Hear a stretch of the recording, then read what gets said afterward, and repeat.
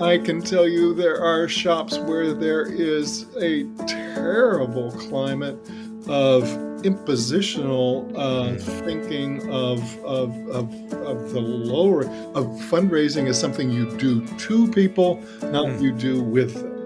And yeah. what we do is go in and look at their data and show them the consequences. You're losing loyal donors. You're losing 4 out of 5 first-time gifts. Thomas, that's now the industry norm. Mm. 4 out of 5. Please don't tell me this constitutes best practice. Welcome to the Abundant Vision Fundraising Podcast.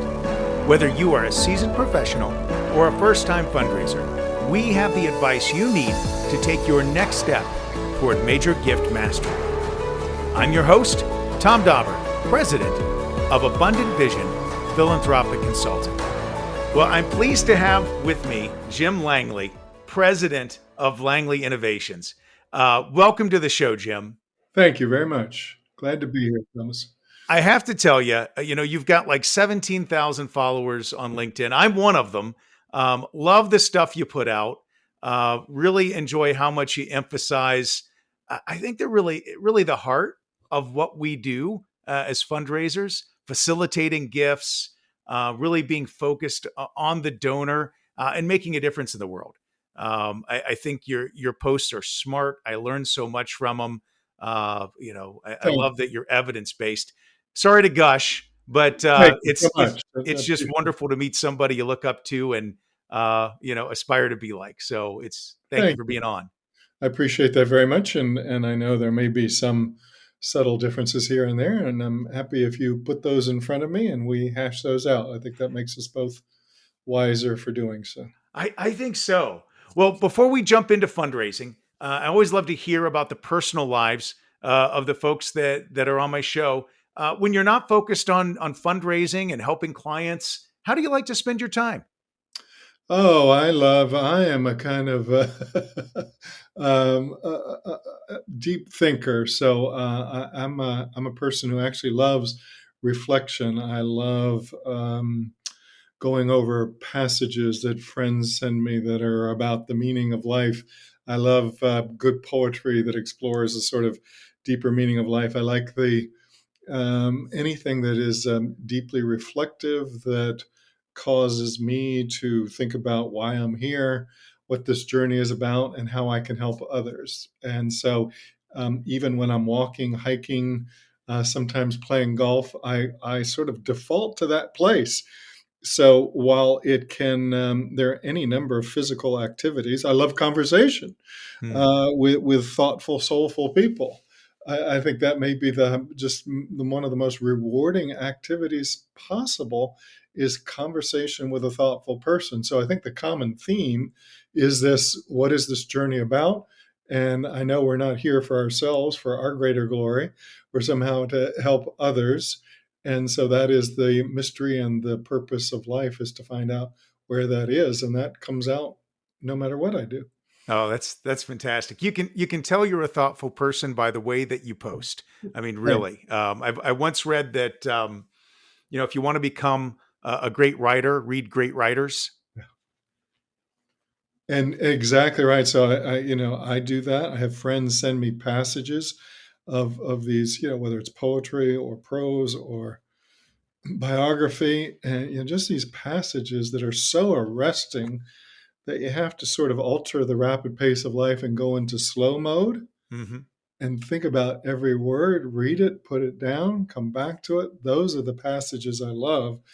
And you just keep coming back to it and you find more and more in it each time you read it. Yeah. Well, you've had a fantastic career in fundraising, Jim. Thank you. We've got a broad audience that listens to the show. Some of them are brand new fundraisers looking to make their way. Would love to hear if you could talk a little bit about how you got your start in the fundraising world. You should be happy to. I was the least likely person to go into fundraising. If you had told my family members that I would someday go into a career and become known for fundraising, no, not Jimmy. That's how they go. No, not Jimmy. Not that shy, poetic boy that sometimes was so shy it was hard to interact with other people. Not Jimmy. He wouldn't be the person to become successful in fundraising, which one tells you a little bit about the stereotype of fundraising, Hmm. and two, that the journey is full of surprises. So I started off as a writer, Hmm. made my name as a writer. When our first child was coming along, I started to look for a better way to make a living. I took a job at Miami University in Oxford, Ohio, generating publicity. The president discovered me and said, I want you to be my speechwriter, which I was happy to do and was doing at a young age. And then he said, you ought to go over and help those folks in development, as the term was of the day. And of course, the first response in the back of my head was like hell. Because again, I had a stereotype of what fundraising was about. He could see my apprehension. He said, no, it isn't about twisting arms. People are inclined to give. There are some people who want to give, who want to make a difference. It's finding the right way for them. So Hmm. it's really kind of, it wasn't his phrase, but it's really kind of a matchmaking process. It's not an arm twisting process. That's So, right. whoa, I could do that. And since I started as a journalist, I knew one of the assets I had was this curiosity. And that curiosity would be manifest in interviews like you're conducting. And a good interview brings out a lot of people, a lot out in people. And once you see that, once you see what animates them, then you can start this matchmaking process. So that was my journey, Hmm. and it became my school of thought. That it became my brand. That better listening leads to better relationship building, and better relationship building leads to better fundraising results. That's a great equation, Jim. Yeah, So you've work for spent, me. I think, for everybody, honestly. Um, you've spent the last 14 years in Yeah, consulting. yes. What was the impetus for you to go from university leadership in fundraising into the world of consulting? Well, it's when you talk about transitions in life, there's always something that isn't working, Hmm. and then there's something that's working much better. It's that crossroads you find yourself in, and actually, it's not a crossroads because it becomes clear which way to go. So I'd been in higher ed for 30 years, and as you said, I had a rewarding career. But I was starting to feel as if the same things were coming around over and over again, Hmm. that I was answering the same questions, trying to solve the same problems, running into the same roadblocks. And so, I can't pretend that at that point there was a little bit sort of chafing at the bit. And then at Georgetown, my last post, we had launched the Student Discovery Initiative where we had trained students in the art of the interview, Hmm. and we had conducted 7,000, trained them to conduct 7,000 face-to-face interviews over 3.5 years. And we published the results of those interviews and what happened. And it was as if this business had been given to me, because people, I mean, dozens of colleges and universities were saying, oh, we want to learn more about this. We want to do this. Will you come train us? Hmm. And the demand was so great, I realized, it was not something I could do in my current capacity. Right. And so it just seemed like, well, 30 years, this is a turning point, and this is what you must do. So I decided not to look for another job in advancement, not to look for another job in higher education, but to say, this is happening for a reason. This evidence-based, interview-based Hmm. thing is taking off, and it became my calling card. Not only the Student Discovery Initiative, how to train students Hmm. to interview long lost donors and long lost um, alumni and bring them back, but how to build a community of shared purpose through interrogatory methods, right? That sort of stuff. And guess what? It's not just training students, it's training frontline staff, it's training advancement, it's training the whole organization how to listen. And the more we listen, you go back to the proposition I laid out earlier, the more we listen, the better we listen, the better the connections we can forge.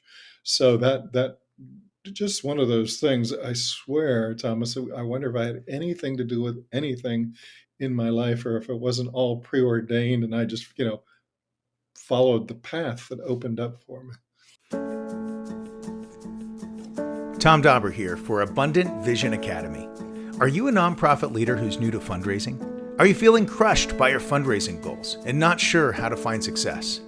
My online class, crafted from my 25 years of experience and more than 5,000 donor meetings, Abundant Vision Academy, will give you the confidence and understanding you need to start building relationships with donors and having gift discussions in just 110 minutes. You'll get 14 videos covering all the topics you need to find success in fundraising. You can take it at your own pace and can watch as many times as you'd like. This is one of the best deals in fundraising continuing education you can get today.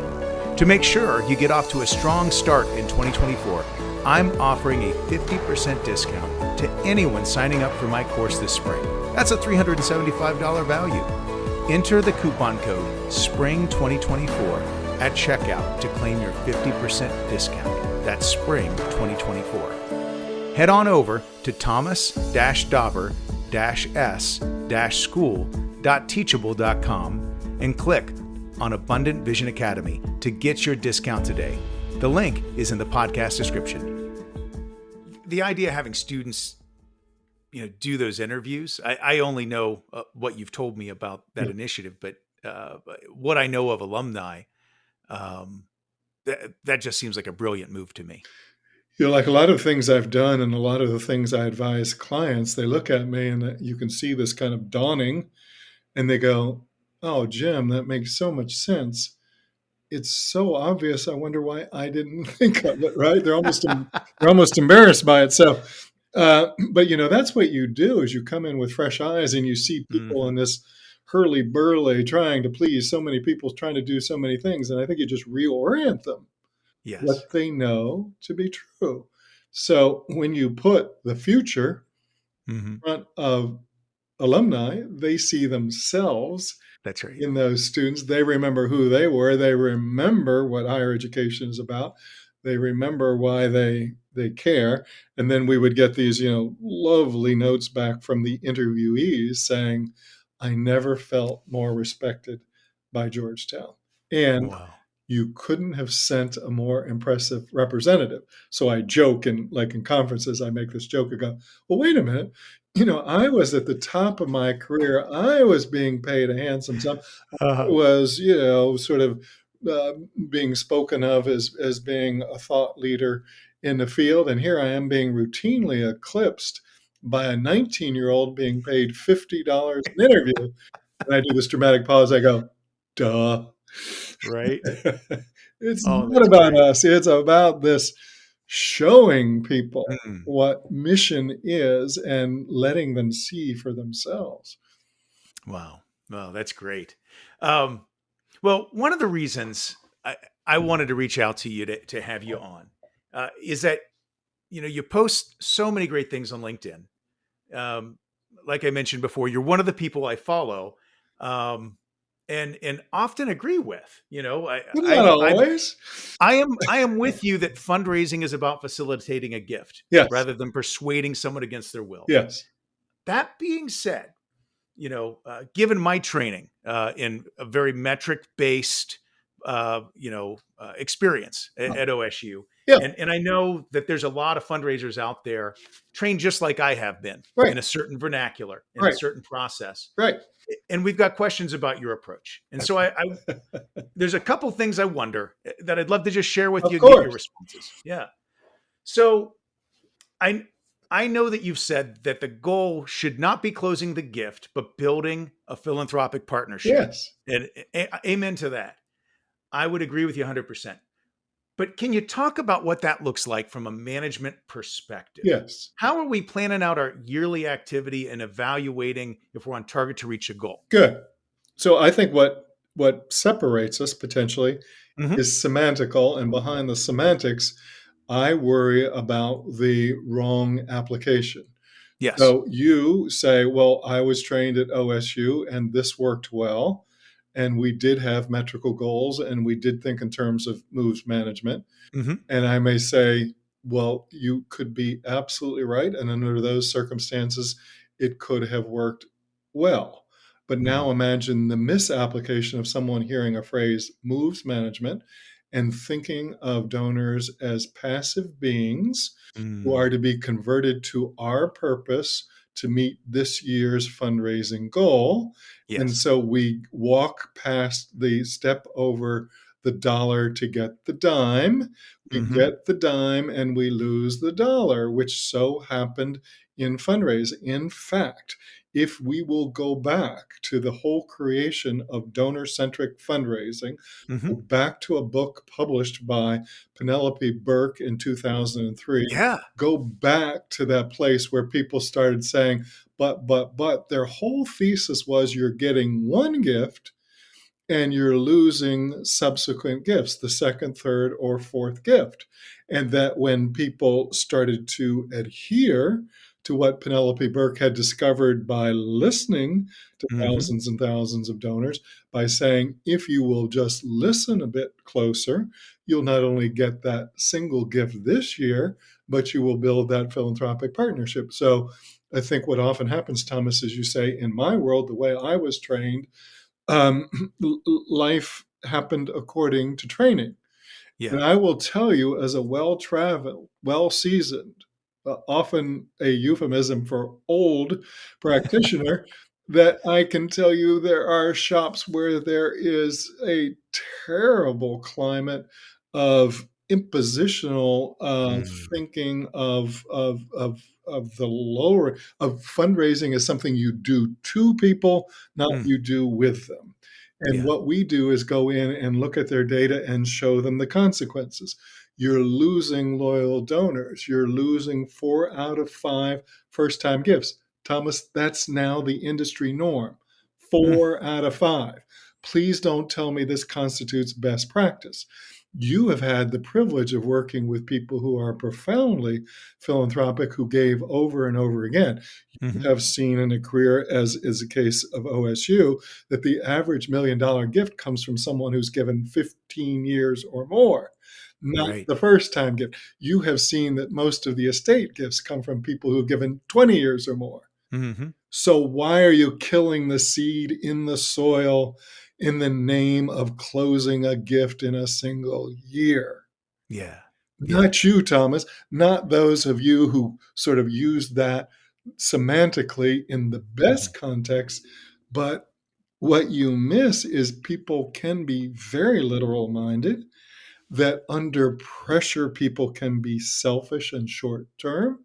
And Mm. what we have is this record amount of attrition in 2022. And it looks like it will. I'm waiting for the data, but watch, it won't look much different from 2023, won't look much different from 2022. Record attrition, increasing loss of giving households in the United States, and according to trust barometers, lower rates of trust. So let's not argue about semantics. Let's make sure semantics don't create attitudes that cause this further rate of attrition in giving households. So let's then say, oh, of course we have to have metrics. Of course we have to take abstractions like cultivation and break it down in phrases. But let's redouble our efforts to make sure that as we do that, we don't unwittingly cause people to believe that fundraising is something you do to people, not with them, and that fundraising is all about this year's goals, not about the sustaining of support over time. That's such a helpful clarification for me, Jim. Thank you Thank so thank much. you. I had a feeling that was the issue. I'm afraid we are out of time for today's episode, but I am so excited to continue this conversation next week when we will talk more about how to use language that better supports effective fundraising and even how nonprofits can think more strategically about how they evaluate good fundraising and fundraisers. Listeners, don't forget to subscribe to this channel so you can be sure you don't miss out on this next episode. And please, take 5 seconds to give us a 5-star rating on your podcast provider to help get the word out about the show. As always, I'm your host, Tom Dowdle. Thank you for joining me as we journey together toward major gift mastery on the Abundant Vision Fundraising Podcast.